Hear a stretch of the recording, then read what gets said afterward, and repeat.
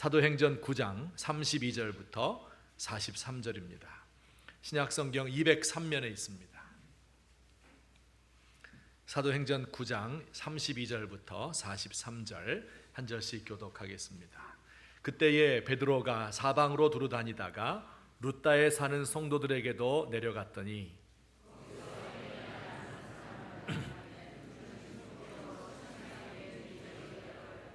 베드로가 이르되 애니야야, 예수 그리스도께서 너를 낫게 하시니 일어나 내 자리를 정돈하라 한데 곧 일어나니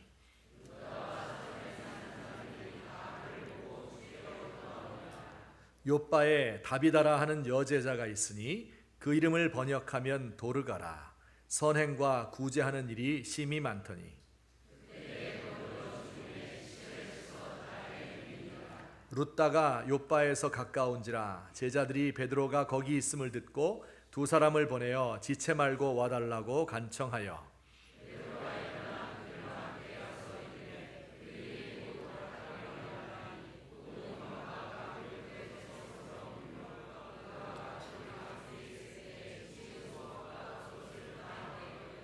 베드로가 사람을 다 내보내고 무릎을 꿇고 기도하고 돌이켜 시체를 향하여 이르되 다비다야 일어나라 하니 그가 눈을 떠 베드로를 보고 일어나 앉는지라.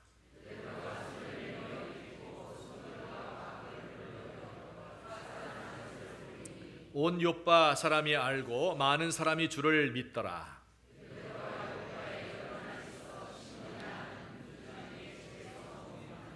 아멘. 성경을 통틀어서요, 죽었다가 살아난 사람들, 예수님을 제외하고 하나님께서 그 생명을 다시 주신 사람들이 몇 명 기록되어 있는데 혹시 몇 명인지 아십니까? 성경 전체에서 예수님 말고 죽었다가 다시 살아난 사람에 대한 기록이 있어요. 몇 명일까요? 모르시죠? 예. 예. 모르시는 게 좋습니다. 그래야 또 제가 가르쳐 드릴 맛도 있으니까. 7명입니다.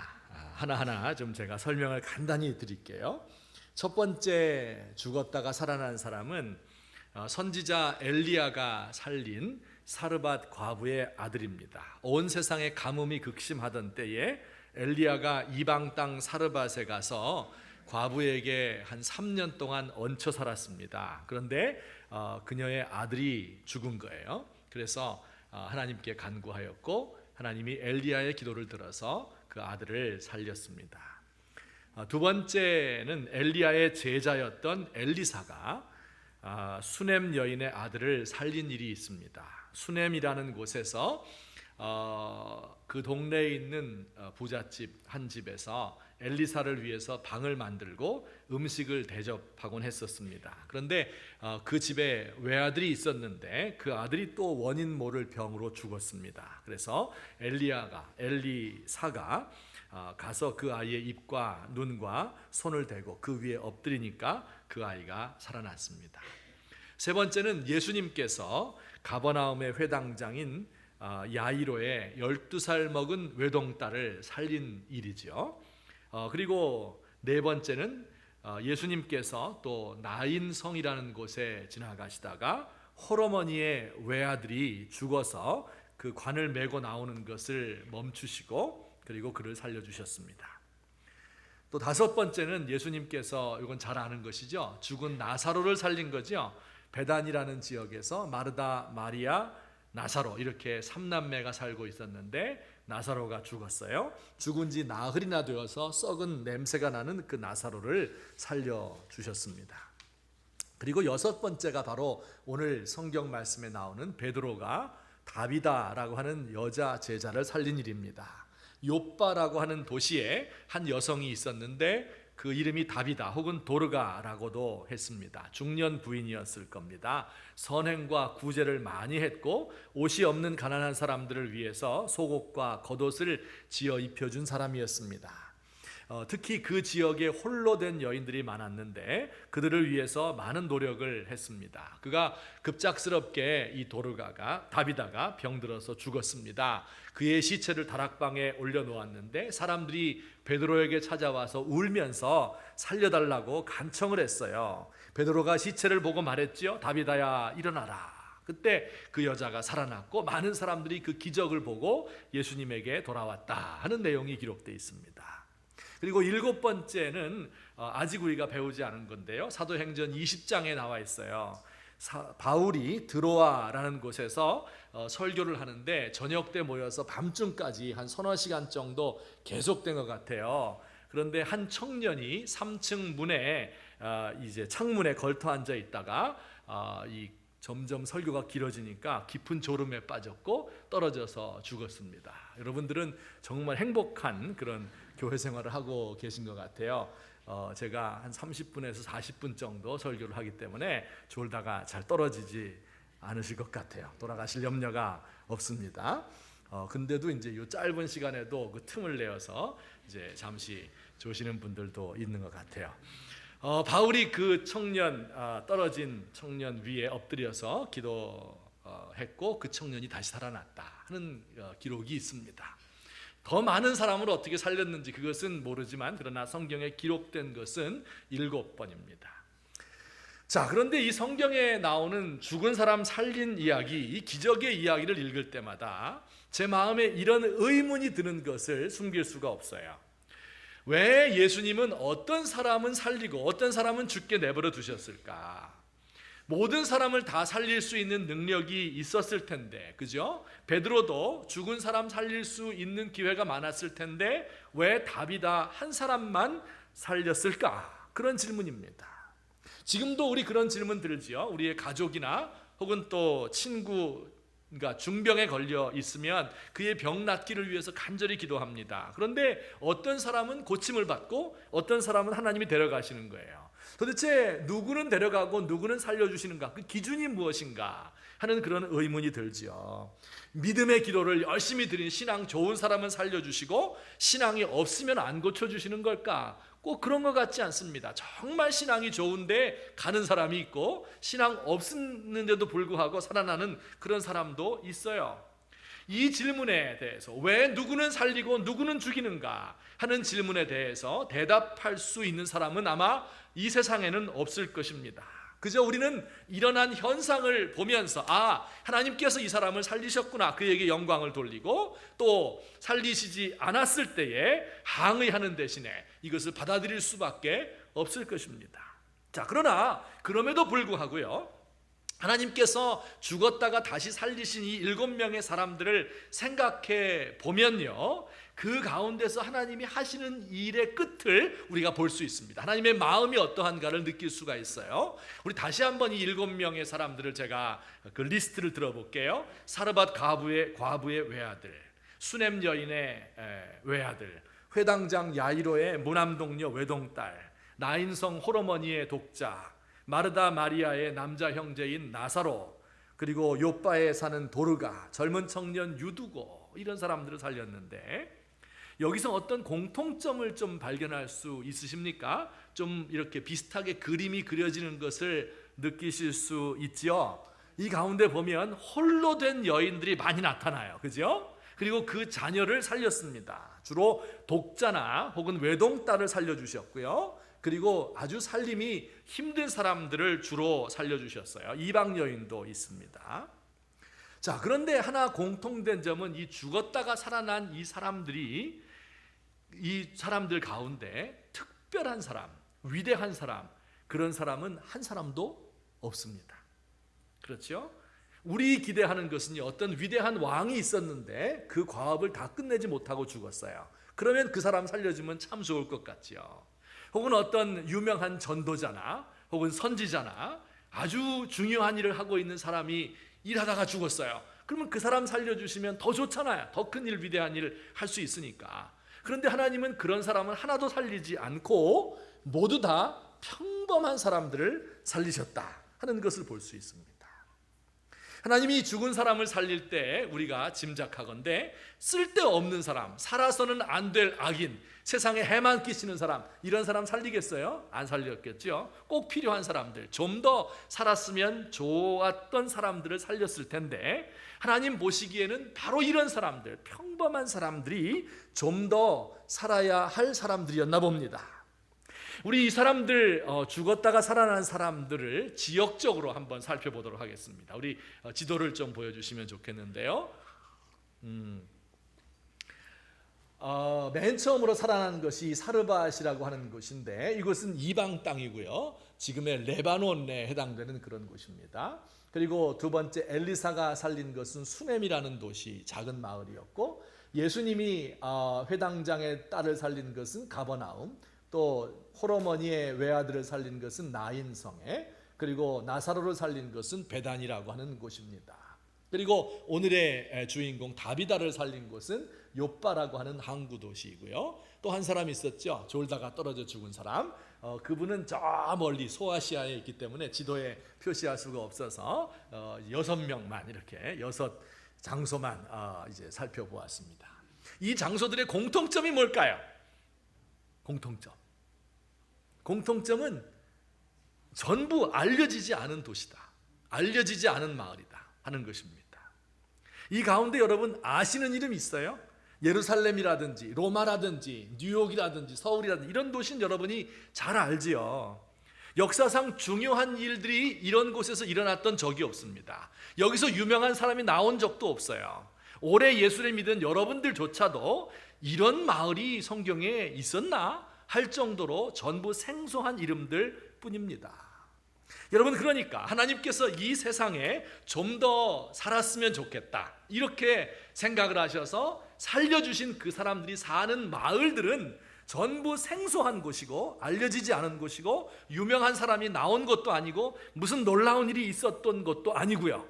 그 살아났던 사람들은 모두 다 평범한 사람들, 그저 홀로 된 여인의 아들들, 혹은 또 이름이 기록되어 있지도 않은 사람들, 이런 사람들을 성경에서 살려준 사람으로 말씀하고 있습니다.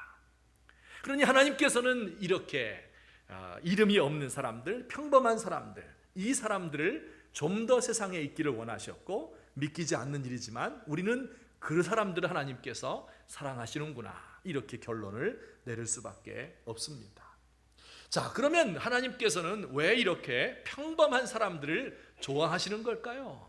하는 것을 오늘 한 2가지 정도로 살펴보도록 하겠습니다. 우선 첫째, 다 같이 읽어볼까요? 시작.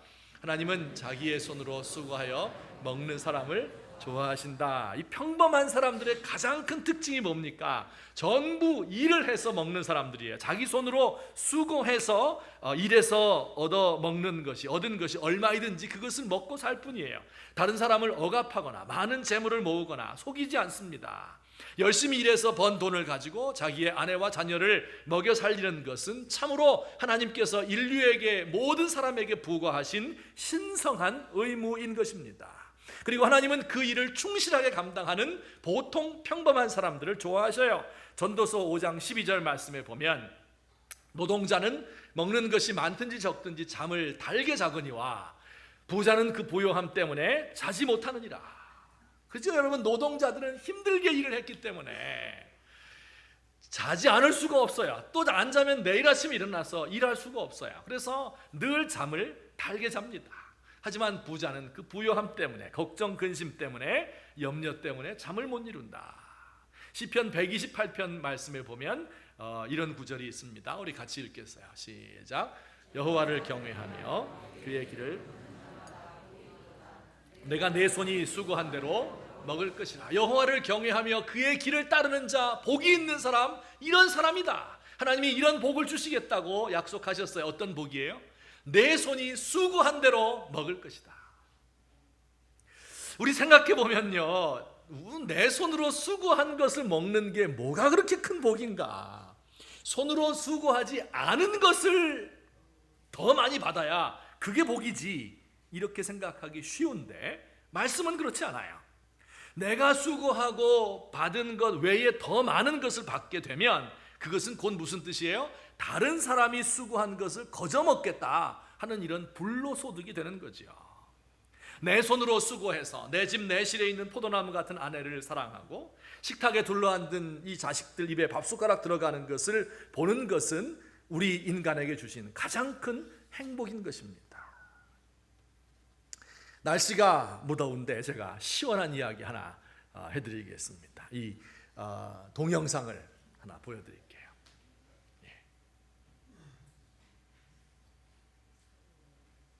이처럼 견디기 힘든 찜통 더위가 오늘 하루 맹위를 떨쳤는데 이런 속에서도 비지땀을 흘리며 일상을 견디는 우리의 이웃들이 있습니다. 김지선 기자가 취재했습니다. 샘물이 펄펄 끓고 있는 도가니 속의 온도는 1350도. 30도로 웃도는 바깥 공기가 오히려 시원하게 느껴질 만큼 주물 공장 안은 뜨겁습니다. 샘물을 미리 떠놓은 틀에 옮기는 작업을 하다 보면 온몸은 말 그대로 땀 범벅입니다. 언제 가을이 오나 항상 그 기다리죠. 하루하루가 그립네요, 가을이. 음식점 주방도 하루 종일 시뻘건 불과 씨름해야 합니다. 점심시간 밀려드는 주문에 더위를 식힐 틈도 없습니다. 여름인데도 손님이 계속 찾아주시니까 저희는 그냥 반갑게 일하고 있을 뿐이에요. 보기만 해도 여기까지만 보죠. 어때 여러분, 좀 시원해지셨습니까? 이 무더위 속에서도 바깥에 있는 30몇 도의 온도가 시원한 거예요. 너무 비 오듯 땀을 흘리며 고생하는 이런 분들의 수고 때문에 에어컨 바람 쏘이면서 시원한 곳에서 일하는 분들도 있는 것이죠. 제가 중국집 식당에 가면 제일 좋아하는 것, 여러분도 마찬가지겠지만 바삭바삭 튀겨진 탕수육 제일 좋아하죠. 이 소스에 딱 찍어 먹으면 얼마나 좋아요. 집에 배달시키면 벌써 눅눅해져서 안 돼요. 꼭 가서 잡수셔야 돼요. 근데 그 맛있는 탕수육을 만들기 위해서는 저렇게 불구덩이 속에서 튀기는 사람이 있어야 하는 겁니다. 식당에 가서 여러분 밥을 주는 사람들에게 꼭 감사하셨으면 좋겠습니다. 아멘이 없네. 우리 어렸을 적에 버스 타고 다녔잖아요. 그런데 그때 버스는 지금과는 조금 달랐습니다. 두 종류의 버스가 있었는데 좌석 버스와 입석 버스가 있었습니다. 차이가 뭡니까? 좌석 버스는 문이 하나이고 입석 버스는 앞뒤로 문이 두 개가 있었습니다. 각 문마다 차장이 있었어요. 왠지 그 이름을 바꿔서 나중에 안내양이라고 좀 순화시켜서 이름 바꿨는데, 이들이 하는 일이 뭡니까? 그것은 돈이나 회수권을 받는 일이었고 또 사람 다 타게 되면 탁탁 두들기면서 오라이 하는 그런 일이었습니다.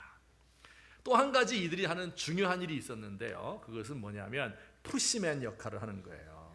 러시아워 때는요, 너무 러시아워 때 차 타는 게 힘들어가지고 제가 도대체 몇 명이 타나 하고 세봤어요. 하루 시간을 내가지고. 그랬더니 150명에서 200명이 타요. 조그만 버스 안에.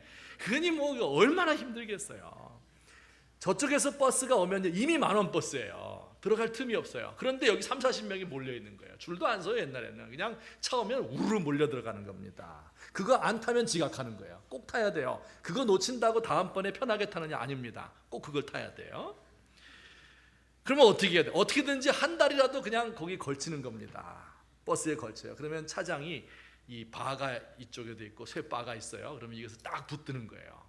그리고서 오라이 하는 겁니다. 그러면 차가 출발을 하는데, 출발하면서 옆으로 한쪽으로 싹 기울면 문에 매달려 있던 이 손님들, 차장까지 전부 문 안으로 확 들어가는 거예요. 그때 잽싸게 버스 문을 닫아야 돼요.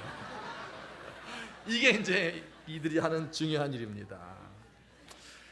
이 버스 차장들이요, 지금 생각해 보면 시골에서 올라온 10대 중반, 후반, 그죠? 많아야 20대 초반 정도 되는 우리 여자들일 텐데, 이런 일을 하루에도 수십 번씩 해야죠. 아침 저녁으로. 그렇게 반복을 하고 나면 또 온종일 서서 일해야 되잖아요.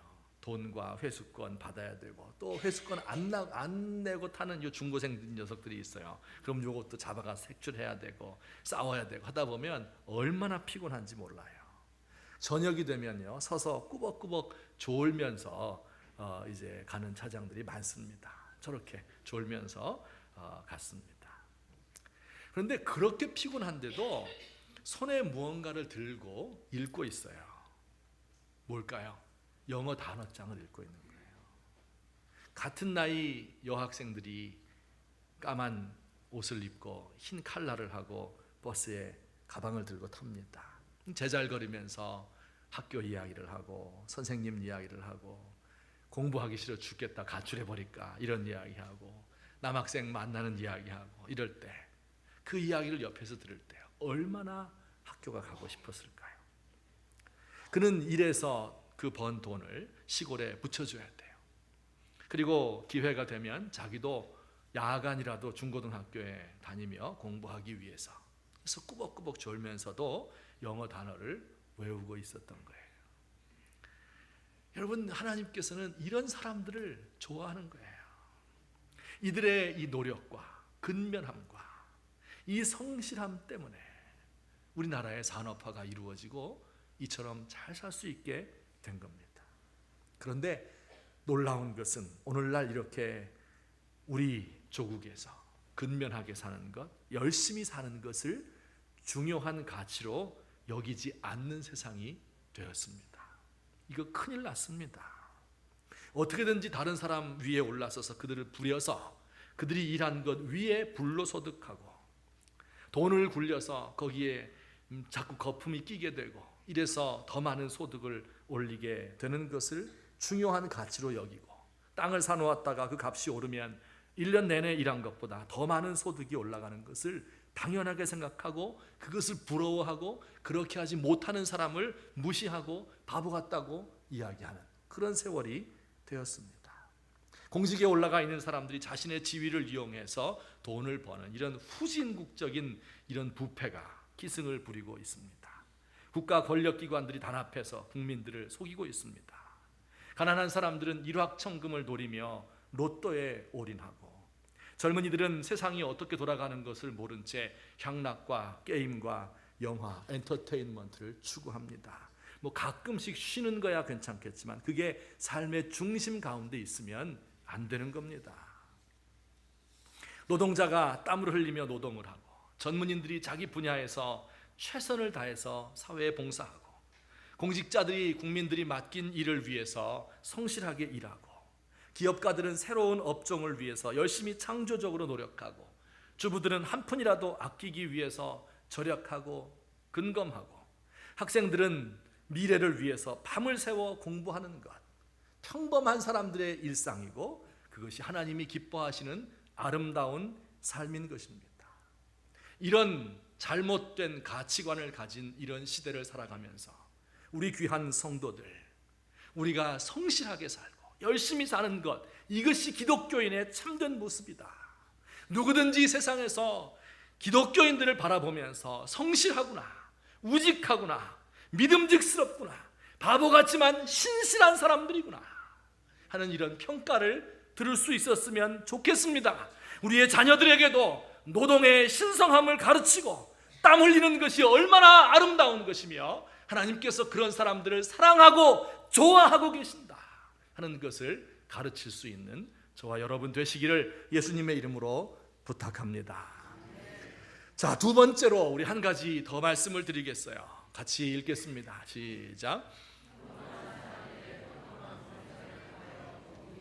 평범한 사람들의 평범한 봉사를 통하여 복음이 전파되고 있습니다. 그래서 하나님이 이 사람들을 좋아하셔요.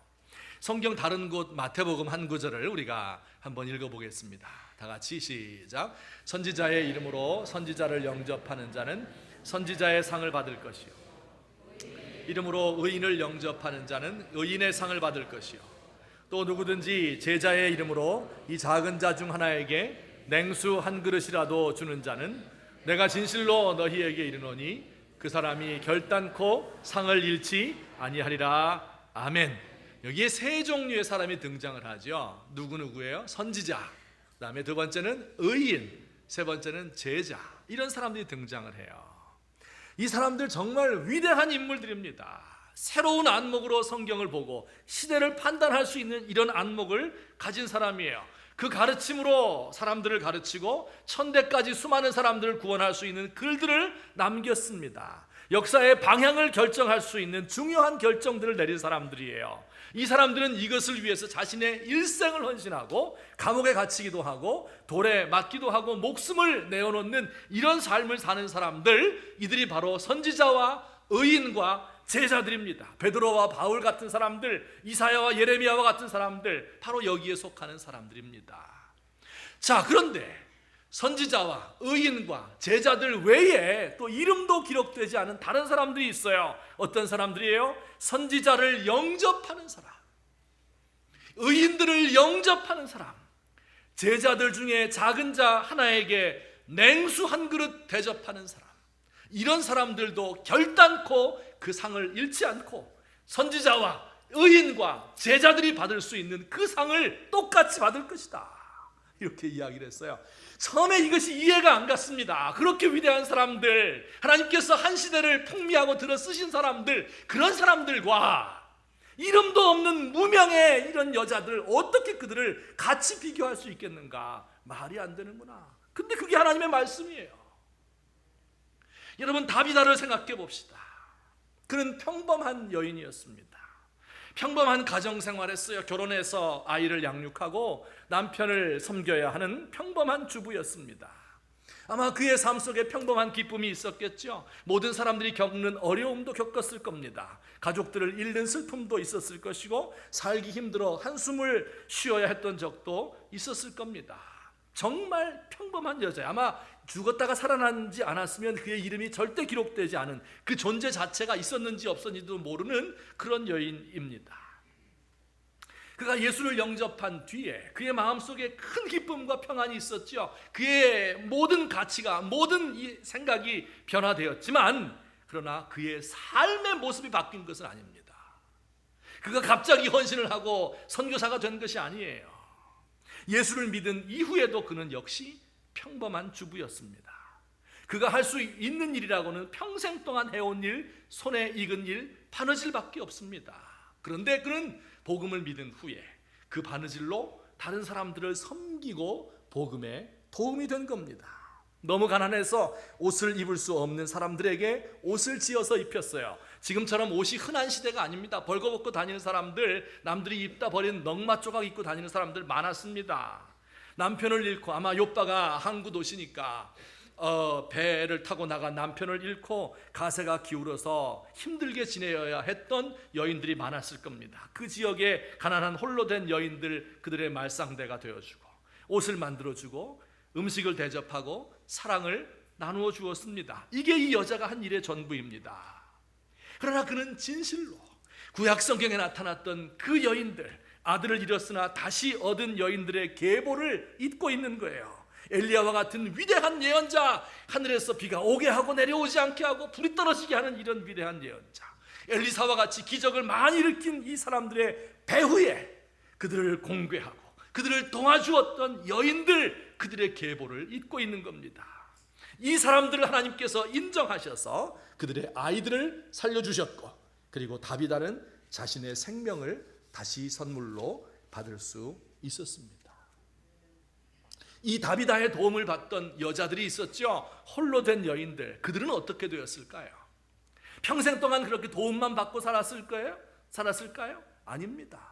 자기들도 언젠가 하나님이 은혜를 주셔서 자립하고 독립하고 잘 살 수 있게 되겠지요. 그럴 때는 자신들도 다비다에게서 받았던 것 생각하면서 그 지역에 있는 많은 사람들, 성도들을 도와주었습니다. 그들은 자기의 자녀를 최선을 다해서 양육을 했습니다. 자녀 양육하는 건 너무 중요합니다. 엄마의 요람을 흔드는 손이 전 세계를 흔들게 되는 거예요. 그 아이들이 자라서 어떤 아이가 될지 누가 알 수 있겠습니까? 나그네를 대접했습니다. 성도들 중에 환난 당하고 가난한 사람들을 집에 초청해서 그들과 함께 먹고 음식을 대접하고 옷을 만들어주는 똑같은 일을 했어요. 여러분, 이게 초대교회에서 늘 일어나고 있었던 그런 초대교회의 일상적인 모습이었던 것입니다. 그들이 과거에 도움 받던 사람들이 이제는 도움 주는 사람으로, 교회의 일꾼으로 거듭나서 초대교회에 큰 역할을 했다고 하는 이 사실을 생각할 때 우리의 마음이 아려오는 것을 느낄 수가 있습니다. 위대한 선교의 시대의 배후에는 위대한 여인들의 봉사가 있었습니다. 복음이 전파되기 위해서 미국에 선교사들을 많이 보냈죠. 수백 명의 선교사들이 목숨을 걸고 한국에 와서 위대한 일들을 감당했어요. 그러나 그들이 그렇게 할 수 있는 그 배경에 누가 있었어요? 이름도 없는, 알려지지도 않은 수백만 명의 여성도들이 할 수 있는 일이 뭐예요? 그때 시작한 게 바자회라는 거예요. 바자회. 집에서 쓰던 물건 가지고 나와서, 김치는 안 담았겠지만 하여튼 뭐 담아서 팔아서 이래서, 그래서 한 푼 두 푼 모은 거예요. 이걸 가지고 선교비에 충당을 하고, 그래서 그 돈으로 한국에 신학교가 세워지고, 그 돈으로 고아원이 세워지고, 전쟁 후에 굶어 죽지 않고 먹고 살 수 있게 되는 것입니다. 한국에서도 여전도회가 큰 역할을 했어요. 여전도회가 맨 처음에 세워진 것은 1898년 평양의 장대현 교회에서 63명으로 시작했어요. 그래서 매주일 엽전 한 푼, 1전씩 모아서 다른 지역에 파송해서 전도하기도 하고, 혹은 또 교회에 있는 가난한 사람을 돕기도 했습니다. 서울에서는 1900년에 정동교회에서 이제 처음에 조직이 되었는데, 아펜셀러가 정동교회를 목회한 이제 감리교 최초의 선교사잖아요. 이분이 이제 1900년에 오랜만에 안식년을 맞아서 본국으로 휴가를 가게 되었습니다. 그러니까 얼마나 또 섭섭해요. 오랫동안 복음을 전해준 사람인데. 그래서 그 교회 교우들이 우리 이러지 말고 선교사님에게 선물 하나 해드리자. 그래서 각기 출염해서 유기 놋그릇 이 반상을 사드리고, 이거 우리나라의 중요한 소산이니까 이걸 선물로 드리려고 했습니다. 그래서 계산을 해보니까 한 사람당 20전씩 내면 됐대요. 그래서 이걸 다 값을 지불하고 남은 돈이 1원 10전인데 이걸 어떻게 사용해야 되느냐, 이걸 가지고 여자들이 모여가지고 막 밤새 박터지게 싸운 겁니다. 성탄절이 다가오는데 이 성탄절 선물로 다른 선교사에게 선물 주자, 아니면 이 아펜젤러 가는데 부인에게 선물 주자, 뭐 온갖 의견이 다 나왔는데, 이때 그 이제 교회에 황씨성을 가진 예메레라고 하는 여자분이 의견을 냈습니다. 이렇게 기록되어 있어요. 황씨 부인이 말씀하시기를, 우리가 선사하려고 거둔 돈으로 재정을 삼고 한 회를 모으되, 이 회는 특히 우리 교우 중 비난한 자를 돕자. 성도 중에 가난한 자를 도울 수 있는 회를 모아서 이 1원 10전을 자본금으로 해서, 그래서 우리가 여전도회를 만들자 하는 그런 의견인 것입니다. 그래서 이 서울에서 여전도회가 맨 처음으로 시작된 것입니다. 이들이 돈을 모아서 자녀들을 양육하고 나그네를 대접하고 성도 중에 환난 당한 자를 구제하고 많은 선교의 일을 감당하는 일을 감당했습니다. 이 수백만 명의 여성들이 감당한 거예요. 그들에게 찾아가서 당신이 한 일이 이렇게 놀라운 일이었습니다. 그렇게 이야기하면 이 여인들은 뭐라고 이야기할까요? 글쎄요, 머리를 극적거리면서 우리가 한 일이 무슨 도움이 되겠습니까? 이렇게 이야기할 것입니다. 이름도 없고 알아주는 사람 없어도 지금까지 그 전통이 계속되어서 내려오고 있는 거예요. 그 조상 중에 조상, 저 할머니가 우리의 다비다인 것입니다.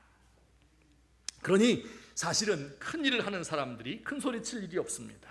하나님이 일하시는 것은 크고 위대한 사람들을 통해서뿐 아니라 더 많은 평범한 사람들을 통해서 일하기 때문에 그렇습니다. 이 사실을 아는 사람들은 겸비할 수밖에 없습니다.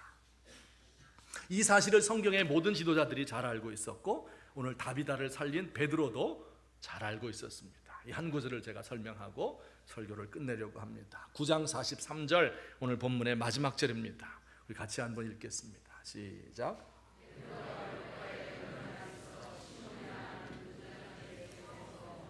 베드로가 요빠에 여러 날 있어 시몬이라 하는 무두장이의 집에서 머무니라. 뭐 별 내용도 없는 굉장히 간단한 인포메이션을 전달하는 그런 구절인 것 같아 보이죠. 그러나 엄청난 의미를 지니고 있습니다. 베드로는 지금 어느 도시에 있다고요? 요빠라는 도시에 있습니다. 요빠는 지금은 이스라엘의 한 두 번째로 큰 도시로 변모했어요. 텔라비브라고 하는 그런 도시입니다. 이렇게 항구 도시고요. 그리고 큰 건물이 들어선 현대식 도시이고요. 그 남쪽에 옛날 요빠항이 있습니다. 이게 옛날 요바항이고 그 건물도 다 옛날식으로 복원이 되어 있습니다. 그런데 그 요바에 살면서 누구네 집에 묵었다 그랬어요? 무두장이 시몬의 집에서 묵었다 이렇게 되어 있는데 그 심지어는 그 무두장이 시몬의 집도 지금까지 남아 있어요. 저렇게 생겼습니다. 여러분 요바에 여행하시게 되면 저기에 꼭 들려서 사진 한번 찍는 거예요. 그 옆에 이제 해변가가 있고 이제 작은 집이 시몬의 집입니다. 자, 그런데 무두장이가 도대체 뭐 하는 직업입니까? 이것은 소나 양의 이 날 가죽을 가지고 가공해서 구두나 뭐 가방이나 옷이나 이런 것을 만들 수 있는 가죽으로 바꾸어 놓는 일을 하는 사람을 무두장이라고 부릅니다. 소나 양의 가죽이 처음에 오면 어때요? 그 털이 있잖아요. 그 털을 다 뽑아야 되죠. 그리고 기름기 지방질을 제거해야 되죠. 손질해야 되죠. 약품을 사용해서 부드럽게 만들어야 됩니다. 그래야 이것을 가지고 옷도 만들고 신발도 만들 수 있습니다. 이 무두장이의 집이 바닷가에 있었던 것은 아마 무두질을 하는데 바닷물이 많이 사용되었기 때문이 아닐까 그렇게 생각됩니다. 그 집안의 모습을 한번 상상해 보세요. 온 집안에 이 사방에서 온 양 가죽, 소 가죽들이 쌓여 있는 겁니다. 피 냄새와 고기 썩는 냄새, 누린내와 고린내가 진동을 했을 겁니다. 그리고 일꾼들을 거느리고 일해야 되니까 부산하고 시끄러웠을 거예요. 유대인들은 죽은 짐승과 접촉하는 것은 부정한 일이다 이렇게 생각했기 때문에 사람들이 그와 가까이 하지 않으려는 이런 사람이었어요. 뭐 유대인들뿐만 아니라 우리나라를 비롯한 거의 모든 문화에서 아마 이 무두장이는 가장 낮은 신분의 천민이었을 것이라고 생각이 됩니다. 자, 그런데 베드로가 지금 어디에 있어요? 그 무두장이 시몬의 집에 여러 날 동안 몇 달 동안 그곳에 머물고 있는 겁니다. 베드로는 어떤 사람입니까? 여러분, 베드로는 예수님의 수제자예요. 그죠? 초대 예루살렘 교회 최고의 수장입니다. 그때쯤이면 예루살렘 교회 교인들이 10,000명을 넘었을 것이다 이렇게 생각하는데 그 중에 최고가 베드로입니다. 그가 안수하는 사람은 성령을 받습니다. 그가 기도하면 중풍병자가 일어나고 죽은 사람도 살리는 능력을 가지고 있는 사람이에요. 지금은 전 세계의 교회가 굉장히 많지만 그 당시는 예루살렘 교회 하나밖에 없었는데 그 교회의 대표자니까 세계 교회를 이끄는 지도자다 이렇게 생각해도 틀린 게 아닙니다. 그러면 어떻게 해야 돼요? 비즈니스석 타고 여행하고 5성급 호텔에 묵고 최고급 식당에서 밥 먹고 태권도, 유도, 합기도 다 합쳐서 10단 정도 되는 유단자 경호원들에 둘러싸여서 그 지역에 가면 유지들과 만나서 골프 치고 고상한 신학적인 이야기를 나누고 교회의 미래에 대해서 생각해야 하는 VIP 중에 VIP 아니에요? VVIP, 이게 바로 베드로입니다. 그런데 그는 지금 저작거리에 평범한 사람들처럼 살아가고 평범한 사람들과 대화하고 그들과 함께 뒹굴고 있는 겁니다. 천민들과 함께 살고 있는 거예요. 아이고, 그렇게 하다가 기독교를 반대하는 유대인 극렬 분자들 있잖아요. 죽이려는 사람들, 암살자들이 베드로를 암살하면 어떻게 하려고 그렇게 하느냐. 베드로는 그런 거 신경 쓰지 않았습니다. 만약에 내가 암살당하면 하나님은 같은 길을 가는 더 많은 사람들을, 수많은 사람들을 일으켜서 그 길을 대신하게 할 것이다. 하나님이 나 같은 사람도 세웠다면 다른 사람도 세울 수 있을 것이다. 이렇게 믿었어요. 베드로는 자신을 중요한 사람이라고, VIP라고 생각해 보지 않았습니다. 여러분, 하나님 앞에서는 중요한 사람이 따로 있지 않습니다. 단지 자기를 중요하지 않다고 생각하는 중요하지 않은 사람과 자기를 중요하다고 착각하는 중요하지 않은 사람이 존재할 뿐입니다. 여러분, 오늘날 우리의 교회의 모습도 한번 살펴보았으면 좋겠습니다. 우리 교회에서 구석구석에서 이름도 없이 빛도 없이 차량을 정리하고 음식을 만들고 아이를 돌보아주고 보이지 않는 곳에서 방송실에서 꽃꽂이하면서 청소로 봉사하는 손길들이 많습니다. 무더위 속에서 구슬땀을 흘리며 학생들을 가르치고 이들의 장래를 위해서 기도하는 사람들이 있습니다. 어제도 우리 사랑부 몇 명 안 되는 아이들, 장애인 아이들이죠. 그들을 데리고 수족관에 놀러 간다 해서 봉고차를 타고 선생님들이 가는 모습을 보았습니다. 제 마음속에 큰 슬픔과 또 기쁨이 몰려왔습니다. 하나님께서 이 사람들의 수고와 봉사를 통해서 주의 일을 이루어 가시는구나. 몽골로 중국으로 복음을 전하기 위해서 나가서 애를 쓰는 분들, 이들을 위해서 간절히 기도해 주는 사람들, 몽골 허스오양가 학교 차량 구입한다, 김치 팔아서 도대체 몇 푼이나 될까, 100만 원, 200만 원 남을까 생각했는데 그걸 3주 동안 계속해서 하고 또 이렇게 해서 돈을 모으고 또 보태고 이렇게 해서 차량을 구입해서 주는 이런 모습을 보면서, 야, 이게 하나님의 일하시는 방법이구나. 우리가 할 수 있는 일이 바느질밖에 없고 음식을 만드는 일밖에 없고 아주 평범한 일, 누구나 다 할 수 있는 일 같지만, 그러나 하나님께서 그 사람을 들어 쓰실 때에 그 일을 통해서 영혼 구원의 역사가 일어난다. 이 더운 여름에도 직장에서, 산업전선에서 구슬땀을 흘려가면서 일하는 거 아니에요? 그렇게 하고 한 달 내내 일을 하고 쉼없이 일하고 그 돈을 받아서 그 중에 일부를 11조 헌금으로, 감사헌금으로 바치는 분들, 하나님께서 그분들을 사랑하지 않을까요? 선지자와 의인들과 제자들만 빛날까요? 아니에요. 그들의 뒤에서, 배후에서 일하는 그들도 동일한 상으로 우리 하나님이 갚아주십니다. 내가 할 수 있는 일, 작은 일에 불과합니다. 그러나 그 일을 가지고 하나님을 섬기는 일을 계속하시기 바랍니다. 우리 하나님 앞에서는 작은 일이 없습니다. 하나님이 사용하시면, 전능하신 그분이 사용하시면 모든 일이 큰 일이 됩니다. 우리를 사랑하시는 그분께서 우리의 연약한 인생들을 들어서 당신의 일을 이루시는 방법을 마음속에 새기시며 내가 그 일에 함께 동참하겠습니다, 이런 마음으로 결심하고 돌아가시는 저와 여러분 되기를 예수님의 이름으로 축원합니다. 같이 한번 기도드리겠습니다. 오늘 이 들은 말씀을 생각하면서 하나님 앞에 간구하십시다. 하나님, 저희가 하는 일이 너무 작아서 눈에 보이지도 않습니다. 사람들이 알아주지도 않습니다. 그러나 우리 주님께서는 알고 계십니다. 내가 하는 그 일을 통해서 하나님 영광 받으실 줄 믿습니다. 하나님 앞에 간구하며 나아가실 수 있으면 좋겠습니다. 기도드리겠습니다. 사랑의 하나님 아버지, 은혜를 감사합니다. 무익하고 연약하고 부족한 종을 사랑해 주셔서 오늘까지 인도해 주시고, 아버지 하나님이 우리 주님 앞에 내 가진 작은 것 바칩니다. 하나님, 그런데 하나님이 너무 많은 것을 주셔서 아버지 제가 감당할 능력이 없고 아버지 어떻게 해야 될지 알지 못하겠습니다. 하나님 아버지여, 불쌍히 여기시고, 하나님 불쌍히 여기시고, 제가 참으로 평범한 가운데서 주님의 일을 감당하는 사람들과 함께 주의 일을 의논할 수 있는 종이 되도록 하나님 도와주십시오. 아버지 하나님, 자신을 높은 데 놓지 않도록 하시고, 교만하지 않게 하시고, 오만하지 않게 하시고, 겸비하게 하나님을 섬겨드릴 수 있도록 주님 도와주시옵소서. 착각하지 않도록 하나님 도와주시옵기를 원합니다. 하나님 아버지, 주께서 살린 사람들이 위대한 사람들이 아니요 가장 연약한 사람들, 우리 하나님이 사랑하시고 그들을 살리셨다는 사실을 믿음으로 받을 수 있도록 하나님 도와주시옵소서. 주께서 우리 교회를 붙드시고 하나님이 교회를 위해 충성하는 모든 종들에게 큰 은혜와 복으로 날마다 더하여 주옵소서. 사랑과 자비가 많으신 우리 하나님 아버지, 은혜를 진심으로 감사합니다.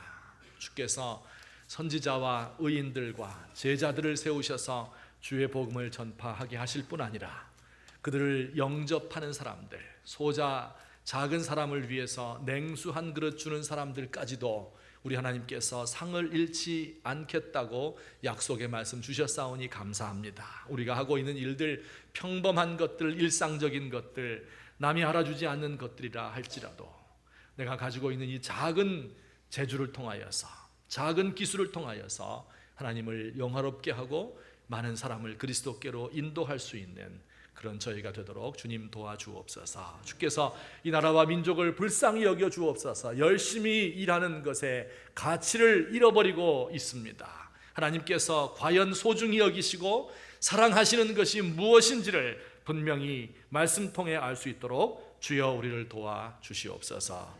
예수님의 이름으로 기도하옵나이다. 아멘. 우리 함께 찬송 369장 가사를 생각하시며 함께 하나님 앞에 올려드리겠습니다.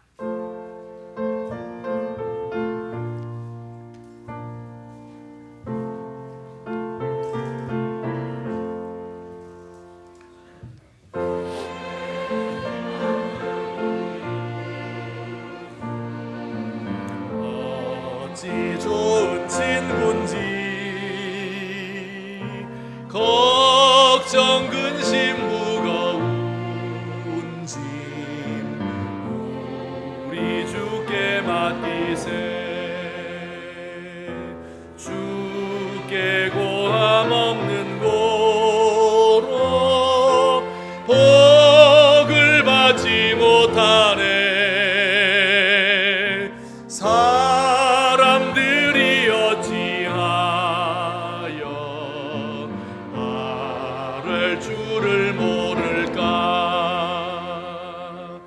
시험 걱정 모든 괴로움 없는 사람 누군가. 부질없이 낙심 말고 기도드려 아뢰셈.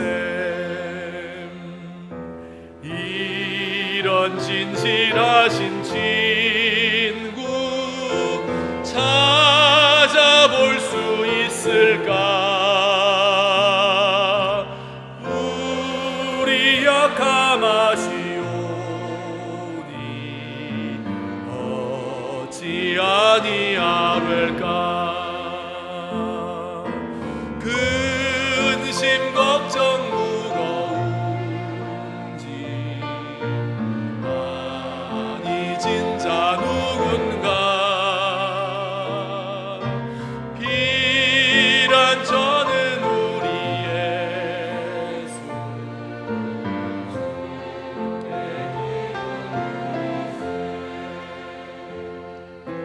세상 친구 멸시하고 너를 조롱하여도 예수 품에 안기어서 참된 위로 받겠네.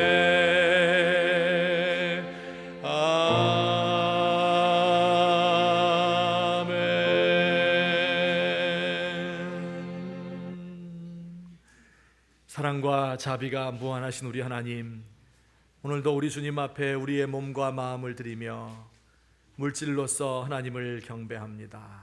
하나님께서 우리의 예배를 기쁘게 흠양하시고 우리 예물을 드린 모든 손길 위에 하늘의 복을 허락해 주시옵기를 소망합니다.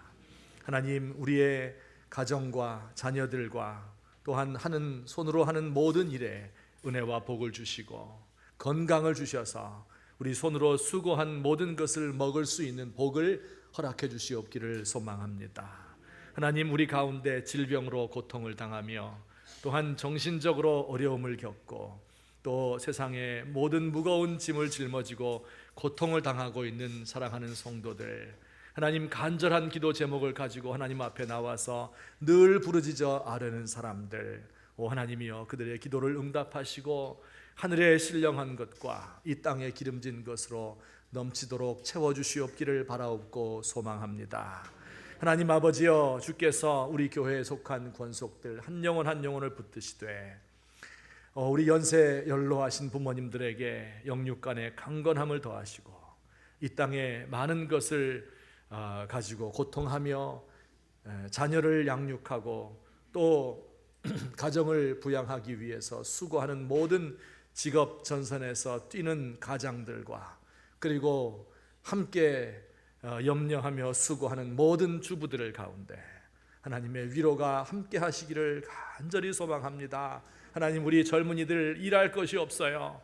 일할 곳을 허락해 주시고 열심으로 일을 하여서 그들의 장래가 하나님 앞에 밝아질 수 있도록 하시며 우리 자녀들은 열심히 공부하고 하나님, 주님 주시는 지혜를 가지고 이 세상을 아름답게 밝게 만들 수 있도록 하여 주옵소서.